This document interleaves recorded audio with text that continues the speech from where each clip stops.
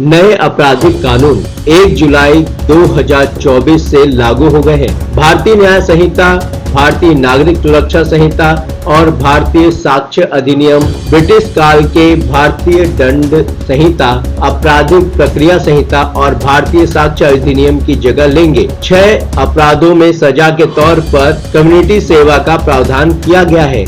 आइए इसे हम 20 पॉइंट में समझते हैं। नमस्कार, आप देख रहे हैं न्यूज कॉल 24। मैं हूं आपके साथ सुशील गिरीश। न्यूज कॉल 24 के साथ बने रहने के लिए अभी इस चैनल को सब्सक्राइब करें, फॉलो करें और नोटिफिकेशन में जाकर ऑल का ऑप्शन दबाना बिल्कुल ना भूलें। आइए बढ़ते हैं खबरों की तरफ। देश भर में रात 12 बजे 1 जुलाई 2024 से 3 नए आपराधिक कानून लागू हो गए हैं। 51 साल पुराने CRPC की जगह भारतीय नागरिक सुरक्षा संहिता BNSS लेगी। भारतीय दंड संहिता की जगह भारतीय न्याय अधिनियम BNS लेगा और इंडियन एविडेंस एक्ट की जगह भारतीय साक्ष्य अधिनियम BSA के प्रावधान लागू होंगे। महिलाओं से जुड़े ज्यादातर अपराधों में पहले से ज्यादा सजा मिलेगी। इलेक्ट्रॉनिक सूचना से भी FIR दर्ज हो सकेगी।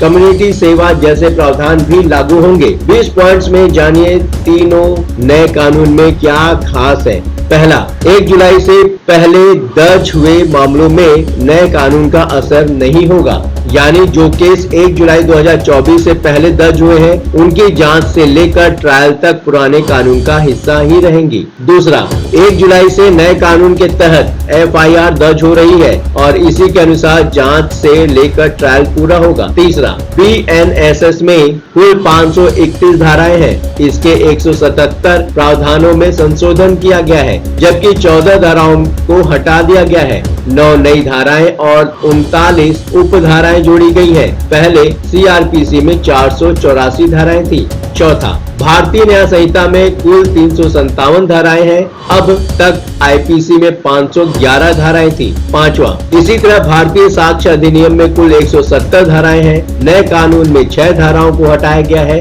2 नई धाराएं और 6 उप धाराएं जोड़ी गई हैं। पहले इंडियन एविडेंस एक्ट में कुल 167 धाराएं थी। छठवा, नए कानून में ऑडियो वीडियो यानी इलेक्ट्रॉनिक साक्ष्य पर जोर दिया गया है। फॉरेंसिक जांच को अहमियत दी गई है। सातवां, कोई भी नागरिक अपराध के सिलसिले में कहीं भी 0 FIR दर्ज करवा सकेगा। जांच के लिए मामले को संबंधित थाने में भेजा जाएगा। अगर 0 FIR ऐसे अपराध से जुड़ी है जिसमें 3 से 7 साल तक सजा का प्रावधान है तो फॉरेंसिक टीम से साक्ष्यों की जांच करवानी होगी। आठवां, अब ई-सूचना से भी FIR दर्ज हो सकेगी। हत्या, लूट या रेप जैसी गंभीर धाराओं में भी FIR हो सकेगी। वॉइस रिकॉर्डिंग से भी पुलिस को सूचना दे सकेंगे।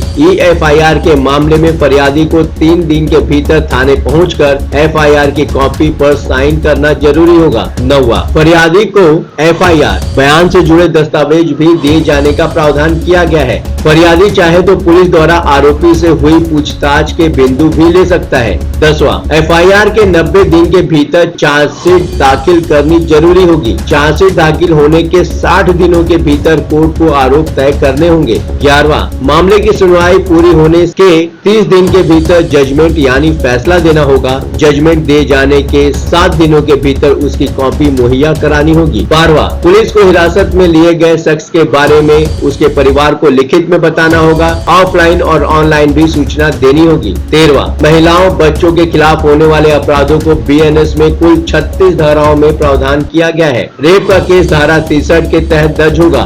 धारा 64 में अपराधी को अधिकतम आजीवन कारावास और न्यूनतम 10 वर्ष की कैद की सजा का प्रावधान है। 14वां, धारा 65 के तहत 16 साल से कम आयु की पीड़ित से दुष्कर्म किए जाने पर 20 साल का कठोर कारावास, उम्र कैद और जुर्माने का प्रावधान है। गैंग रेप में पीड़िता यदि वयस्क है तो अपराधी को आजीवन कारावास का प्रावधान है। 15वां, 12 साल से कम उम्र की पीड़िता के साथ रेप पर अपराधी को न्यूनतम 20 साल की सजा, आजीवन कारावास या मृत्यु दंड का प्रावधान है। शादी का झांसा देकर संबंध बनाने वाले अपराध को रेप से अलग अपराध अपराध माना गया है, यानी उसे रेप की परिभाषा में नहीं रखा गया है। 16, पीड़ित को उसके केस से जुड़े हर अपडेट की जानकारी हर स्तर पर उसके मोबाइल नंबर पर SMS के जरिए दी जाएगी। अपडेट देने की समय सीमा 90 दिन निर्धारित की गई है। 17, राज्य सरकारें अब राजनीतिक केस, पार्टी वर्कर्स के धरना प्रदर्शन और आंदोलन से जुड़े केस एक तरफा बंद नहीं कर सकेगी।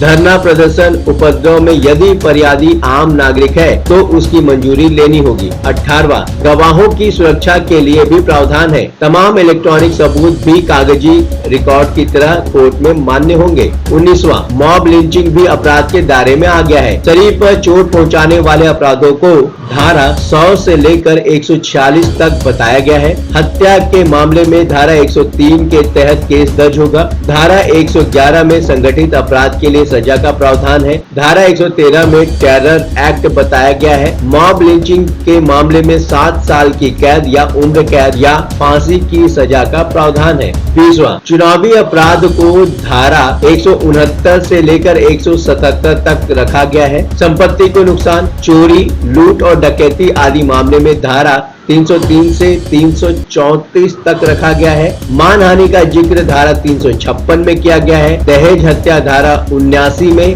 और दहेज प्रताड़ना की धारा 84 में बताई गई है। कुछ अपराधों में कम्युनिटी सर्विस देनी होगी। छोटे मोटे अपराधों के लिए गिरफ्तार किए गए लोगों को सजा के तौर पर सामुदायिक सेवा करनी होगी। संशोधित नए कानून में आत्महत्या का प्रयास, लोक सेवकों द्वारा अवैध व्यापार, छोटी मोटी चोरी, सार्वजनिक नशा और मानहानि जैसे मामलों में सामुदायिक सेवा के प्रावधान शामिल हैं। सामुदायिक सेवा अपराधियों को सुधरने का मौका देती है, जबकि जेल की सजा उन्हें कठोर अपराधी बना सकती है। अब तक अदालतें पहली बार अपराध करने वाले या छोटे अपराध करने वालों को सामुदायिक सेवा की सजा देती रही है, लेकिन अब यह एक स्थायी कानून बन गया है। नए कानून के तहत पहली बार ऐसा प्रावधान किया गया है जिसमें नशे की हालत में उपद्रव मचाने या 5,000 रुपए से कम की संपत्ति की चोरी जैसे छोटे अपराधों के लिए सामुदायिक सेवा को दंड के तौर पर माना गया है। 3 नए आपराधिक कानूनों में जो बातें खास थी, हमने उसे आपको 20 पॉइंट्स में समझाने की कोशिश की है। आप अपनी राय हमें कमेंट के माध्यम से दे सकते हैं। लगातार खबरों के लिए बने रहिए न्यूज़ कॉल 24 के साथ। नमस्कार।